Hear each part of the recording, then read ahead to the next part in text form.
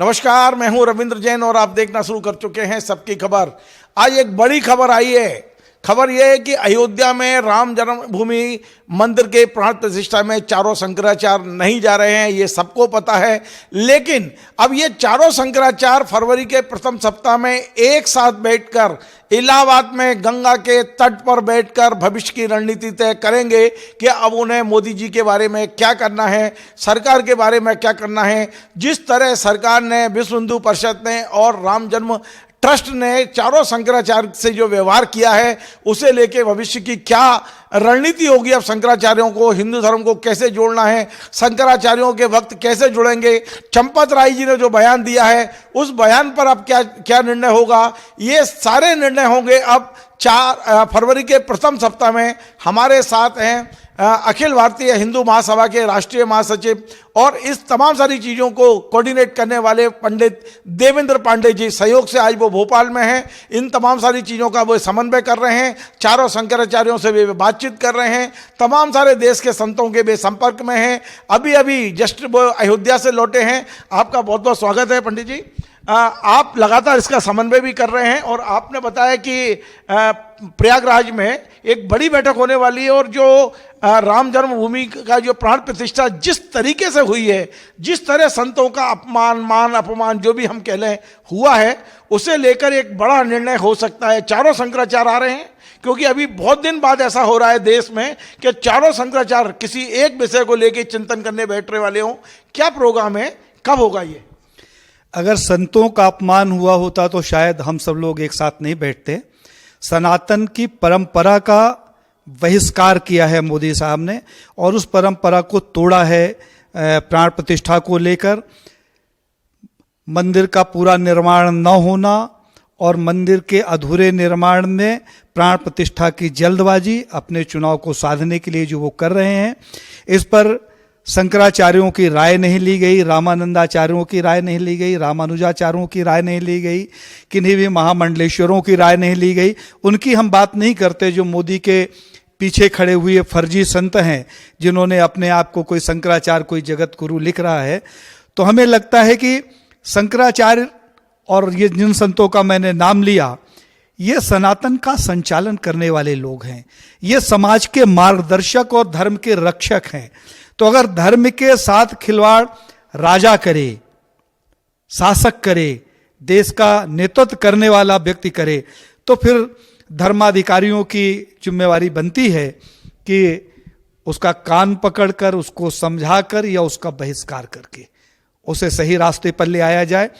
इसके लिए 4 फरवरी से लेकर 8 फरवरी तक का समय निश्चित किया गया है। सभी शंकराचार्यों से मैं डायरेक्ट इनडायरेक्ट संपर्क में हूँ। बड़े धर्माचार्य, बड़े मठाधीश जो मान्यता प्राप्त अखाड़े हैं, उनसे भी हमारा संवाद चल रहा है। धर्म की रक्षा के लिए एक संतों का समन्वय करना आवश्यक है। सबकी मति ईश्वर ने दुरुस्त कर रखी है अपने प्राण प्रतिष्ठा में, तभी ये मुखर और प्रखर हुए हैं। अन्यथा संत बेचारे बोल ही कहाँ पाते हैं राजनीति के इस युग में। तो वो सारे संत वहाँ इकट्ठा होंगे। पहले हम अलग अलग शंकराचार्यों के साथ बैठकर धर्म संगत चर्चा करेंगे। भारत कैसे बचे, भारत में धर्म कैसे जीवित रहे, सनातन कैसे बचे, सनातन की परंपरा कैसे बचे, हमारे संत परंपरा कैसे बचे, इस पर हम चर्चा करेंगे। फिर सभी शंकराचार्य सहित जो प्रमुख मठाधीश हैं या अखाड़ों के प्रमुख हैं, उनके साथ बैठकर हम भविष्य की धर्म आधारित रणनीति का निर्धारण करेंगे। अरे राम के समय में राम राजा थोड़ी हुआ करते थे, उनके गुरु की आज्ञा के बिना वहां पत्ता नहीं हिलता था।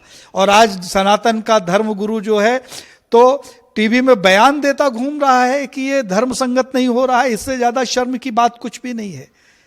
तो मुझे अगर धर्म को बचाना है तो मुझे लगता है कि मैं आपके माध्यम से संपूर्ण विश्व के उन सनातनी संतों का आह्वान करता हूं जो सनातन की परंपरा को मानते हैं, और वो लोग कतई इस बैठक में शामिल न हों और हमसे संपर्क न करें जो मोदी की परंपरा का निर्वहन करते हैं। जो सनातनी परंपरा के संत हैं वो आए। कह दिया कि 2 परंपराएं हैं अब देश में, एक सनातनी परंपरा, एक मोदी परंपरा। बिल्कुल साहब, मोदी जी ने अपने शंकराचार्य और अपने जगत गुरु बनाना शुरू कर लिया है।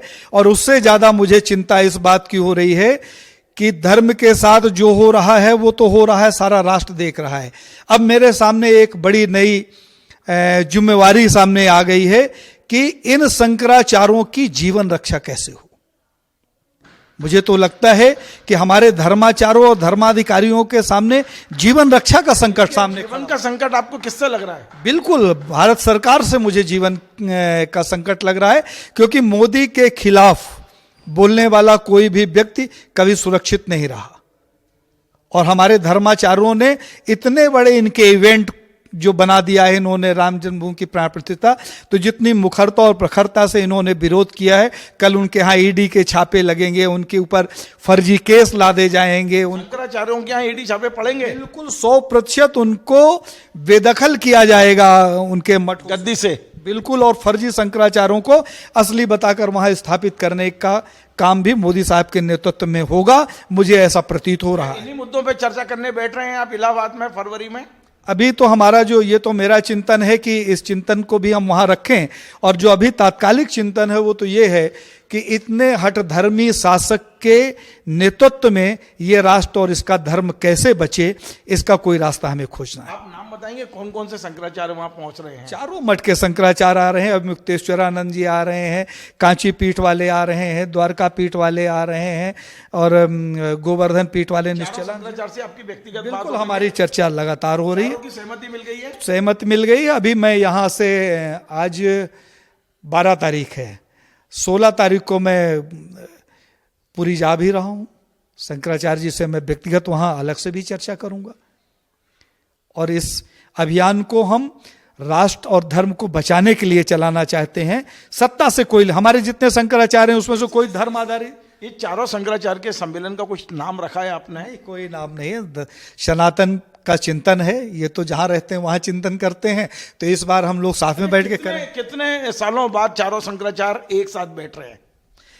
मुझे ये लगता है कि कभी चारों शंकराचार्यों को समझने का यत्न ही नहीं किया गया। चारों शंकराचार्य ने 4 पीठों पर बैठकर संपूर्ण भारत में धर्म की विजय के लिए, उसकी रक्षा के लिए यत्न किया, और पूरे विश्व में सनातन धर्म को फैलाने का काम किया। लेकिन कभी ऐसा यत्न नहीं किया गया कि चारों को किसी आयोजन में बैठाकर हम संवाद करें। एक रूमर हमेशा बनाया गया कि चारों शंकराचार्य आपस में नहीं बैठते। अरे जब चारों के बयान संयुक्त आ रहे हैं, चारों एक मतेन हैं, तो जो प्रयास ही नहीं किया जाएगा तो कैसे बैठेंगे? पांडे जी, आखिरी सवाल ये कि आपके अलावा और कितने लोग हैं जो चारों शंकराचार्यों को एक साथ लाने, बिठाने और इनकी तमाम सारी व्यवस्थाओं में लगे हुए हैं? मैं तो देवेंद्र पांडे को जानता हूं कि उन्हें ज़्यादा तकलीफ है, उनके मन में पीड़ा है, और उस पीड़ा के आधार पर हमने ये बीड़ा उठाया है। और मुझे ये लगता है कि संपूर्ण भारत में, संपूर्ण जगत में, संपूर्ण विश्व में जितने लोगों को सनातन को बचाने की मन में पीड़ा होगी, वो देवेंद्र पांडे के साथ चलेंगे, शंकराचार्य के साथ चलेंगे, भारत को और धर्म को बचाने का यत्न करेंगे। बहुत बहुत धन्यवाद। तो आप थे देवेंद्र पांडे जी, अखिल भारतीय हिंदू महासभा के अध्यक्ष, महामंत्री हैं, राष्ट्रीय महामंत्री हैं, और वे लगातार चारों शंकराचार्यों से चर्चा कर रहे हैं, उन चारों को एक मंच पर ला रहे हैं। और जैसा उन्होंने बताया कि 4 तारीख से फरवरी में ये चारों शंकराचार्य प्रयागराज पहुंच रहे हैं, और वहां बैठकर चिंतन होगा, और क्या चिंतन के बाद में निष्कर्ष निकलता है, लेकिन इतना तय है कि अब कुछ ना कुछ होने वाला है, कुछ नया होने वाला है, कुछ खास होने वाला है, कुछ ऐसा होने वाला है जिससे सनातन का भला होगा। क्या होगा ये तो अब समय आगे बताएगा, लेकिन निश्चित तौर पे ये जो कुछ हो रहा है वो सनातन को बचाने के नाम पर ही हो रहा है।